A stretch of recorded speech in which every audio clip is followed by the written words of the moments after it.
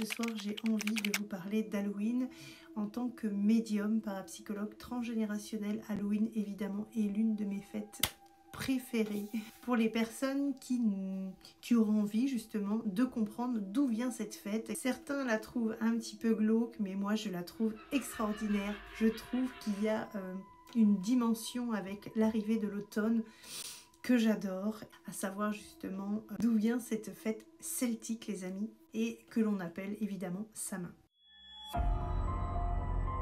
Pour parler donc d'Halloween, les amis, chez les Celtes, l'année était séparée en deux grandes saisons. On avait la saison claire et la saison sombre. La fête de Samhain, c'était la nuit où on savait que l'hiver allait arriver. On avait une transition vers l'hiver. C'était une nuit très particulière.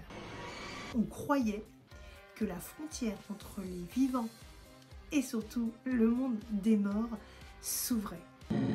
Cette fête laissait place à une imagination débordante de terreur. Les gens croyaient que les esprits pouvaient rendre visite à leur famille. Ça laissait ce petit espoir, donc les gens utilisaient tout ce qu'ils pouvaient pour pouvoir entrer en contact avec leurs défunts.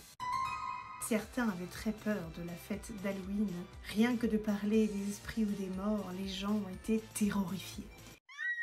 Pour se protéger ou tromper ces esprits, les gens allumaient de grands feux, portaient des fois des masques et laissaient de la nourriture devant leur maison par peur qu'on leur attrape leurs âmes.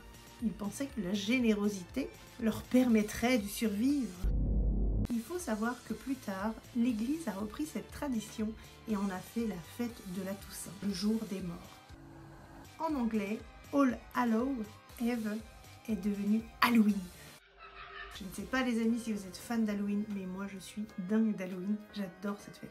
Quand on va décorer les maisons pour éviter que les esprits rentrent dans nos maisons, je trouve ça extraordinaire de jouer avec toutes ces énergies machiavéliques.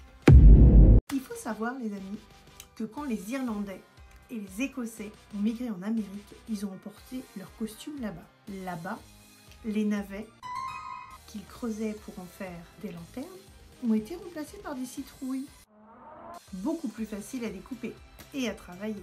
Et c'est ainsi que Halloween est devenu la fête des citrouilles, des costumes et des histoires de fantômes.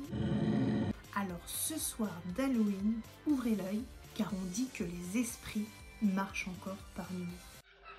Faites attention en rentrant. Si vous entendez une charrette grinçante derrière vous, c'est peut-être l'encou qui vient chercher une âme.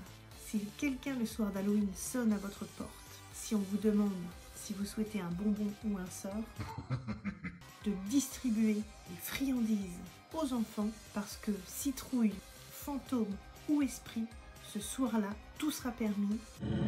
Si vous ne distribuez pas ces bonbons aux enfants, vous risquez de donner votre âme à l'encou.